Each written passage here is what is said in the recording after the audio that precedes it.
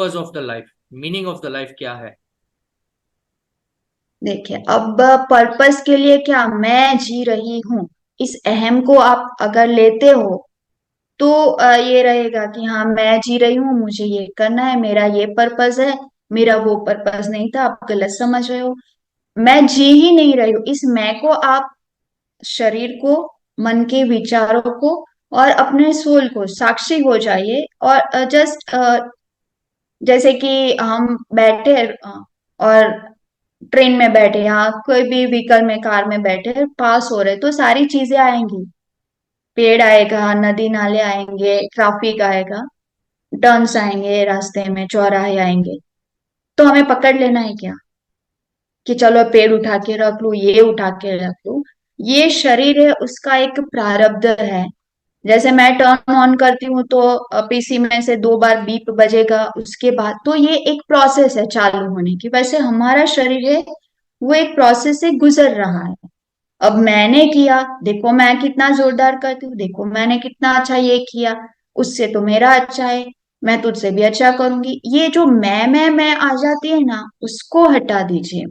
जो जैसे लाइफ है, डेफिनेटली ईच एंड, जैसे कि हमारे साइंटिस्ट ने कहा, each and every action has a equally opposite reaction. यहाँ पर एक पेड़ का पत्ता भी बिना वजह नहीं गिरता।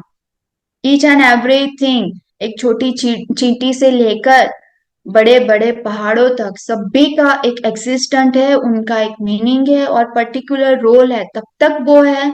उसके बाद वो थे कि नहीं, जैसे कि डायनासोर, कौन मानेगा कि भाई डायनासोर थे, एनाकोंडा है, कौन मानेगा। तो जब तक हमारे सामने वो चीज नहीं आती, हमारी इस मोटी बुद्धि में वो फिट बैठना थोड़ा डिफिकल्ट होता है। अब मैं कहूंगी कि मुझे भाई एंड्रॉइड लैंग्वेज नहीं आती, तो मुझे नहीं आती का मतलब तो ये नहीं है ना कि नहीं होता एंड्रॉइड। मैं अभी नरेंद्र मोदी को यहाँ हाजिर नहीं कर सकती हूँ, तो क्या उसका मतलब यह नरेंद्र मोदी साहब नहीं है?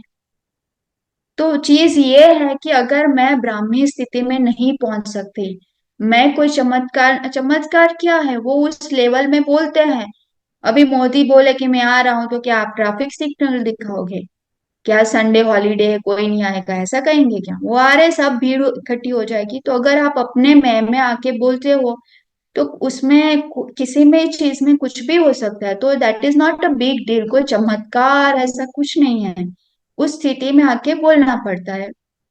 तो अगर मैं उस स्थिति में नहीं जा सकती, दैट डजंट मीन कि तुम भी नहीं जा सकते हो, तुम गलत हो। ये जो हमारा अहंकार है, मैं नहीं कर सकती तो तुम भी नहीं कर सकते हो, मेरी खोपड़ी में, अब ये इसकी साइज है और हम पूरे ब्रह्मांड को इसमें भरना चाहते हैं, तो ये कभी नहीं होगा। हाँ, इसको छोड़ के मैं उसी में लीन हो जाऊं। एक चींटी है वो, अ, एक पूरा पहाड़ है शक्कर का, और चींटी चाहे कि मुझे, या फिर मुझे शक्कर का स्वाद लेना है, तो क्या उसको पूरा पहाड़ उठाना पड़ेगा? भाई जहां खड़ी है वहां से थोड़ी चख लेना। मैं कहूँ मुझे इंसान से मिलना है, क्या करूं बताइए? सिख है, पंजाबी है, कोई साउथ इंडियन, सब बोले कि हमें इंसान से मिला दो, प्लीज मिला दो मिला दो। क्या करना पड़ेगा? अरे भाई तू खुद ही इंसान है, देख ले अपने आप को, ऐसे ही होते हैं इंसान। वो बोलेगा नहीं पगड़ी तो नहीं है, वो बोलेगा लुंगी तो नहीं पहनी है, साउथ इंडियन। तो apart from this all variety, we are soul, we are, हमें अपने आप में आना है। तो हम ही वो ब्रह्म तत्व है, हमें उसमें ही आना है, बस इतना। इस खोपड़ी के हिसाब से नहीं चलना कि बस इसमें नहीं आया इसलिए तू गलत, इसके इसके भरमावे में नहीं आना। ये सिर्फ एक हमारा वो होता है ना प्रोसेस में, कि हमारा सीपीयू है, पर जीपीयू भी होता है, ऑनलाइन भी हम रन कर सकते हैं। तो वो सारे प्लेटफॉर्म है, हमें सब क्लाउड स्टोरेज पे सब कुछ मिल जाता है क्लाउड में। तो सब पॉसिबिलिटी है। अब मेरे पीसी में नहीं होता मतलब नहीं हो सकता, ऐसा नहीं होता भाई। इंटरनेट कनेक्ट कर, अब भी सब कुछ हो जाएगा, या जीपीयू डाल, अब भी हो जाएगा। तो पॉसिबिलिटी, सब कुछ संभव है। अगर हम अपने ईगो को साइड में रखें तो सब कुछ संभव है। इस ईगो को हटाना यही जीवन का मूल उद्देश्य है। जो लाइफ जैसे चल रही है वो वैसे ही चलेगी। राम जी को भी पता था कि भाई कल वनवास है, राज्याभिषेक नहीं है। सीता मैया को भी पता था कि राम जी ने एक बहुत इंपॉर्टेंट बात, राम जी ने अपनी पत्नी का त्याग नहीं किया था। राजा राम ने रानी का त्याग किया था। सब बोलते अपनी बीवी को त्याग दिया, अपनी बीवी, अब उन्होंने अपनी बीवी को नहीं छोड़ा था। जिनके पिता की 4 रानियां हैं, वो राजा अगर 2 4 कर ले तो क्या उनको कौन मना करेगा। पर वो राम जी थे अपने पत्नी के लिए इतने लॉयल कि उन्होंने दूसरी शादी नहीं की। जब अश्वमेध यज्ञ किया तब भी उन्होंने सीता की मूर्ति बना के रखी थी। वो प्रमाणित है कि राम जी ने अपनी पत्नी का त्याग नहीं किया था।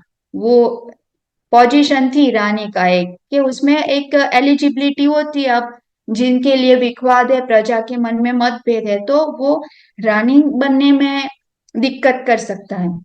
पर राम जी की पत्नी बनने में दिक्कत नहीं कर रहा था, तो राम ने अपनी पत्नी का त्याग नहीं किया था। राजा राम ने रानी का त्याग किया था। तो राम जी सीता मैया भी जानती थी कि हाँ राम जी तो आएंगे, और लोक लाज जब लोक वाले हैं बोलेंगे तो वो मुझे लेने आएंगे। पर वो धरती में समा गई कि अब बस आपने मेरा त्याग कर दिया है, तो अब मत मुझे दोबारा स्वीकार। ऐसे करके वो जमीन में चली गई। तो उनको भी पता था कि आएंगे, तो फिर वो चले गए।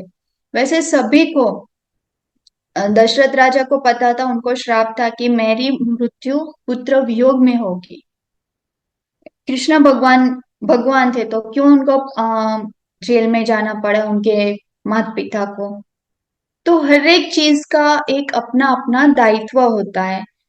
भगवान है उनका मतलब ये नहीं कि मैं अपनी लाइफ को मस्त सुखी कर दूं और जैसे से जीऊं। ये नहीं है, भगवान अपने पे दुख लेते हैं। आज भी बापू जी ऐसे ही बोलते हैं कि मेरी लाइफ देखो और सीखो। जीवन में आप ऐसे टॉप पे होते हो, और परिस्थितियां आने पर जैसे दिन के बाद रात आती है, तो ऐसी भी परिस्थितियां आती है।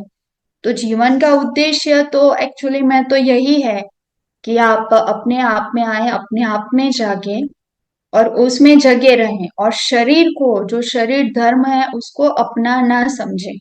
जैसे मल त्याग देते और उससे हमारा कोई रिश्ता नहीं है, उसी तरह से ये शरीर की क्रियाओं का, मन के विचारों का, जीव के भावों का, दुखी हो गया, खुश हो गया, लोभ में आ गया, क्रोध में आ गया, उन भावों का भी जैसे विष्ठा त्यागने के बाद हमारा कोई नाता नहीं रहता, उसी हिसाब से हमारा मन के विचारों से, शरीर से, इसकी मान बढ़ाई से हमारा कोई रिश्ता नहीं है।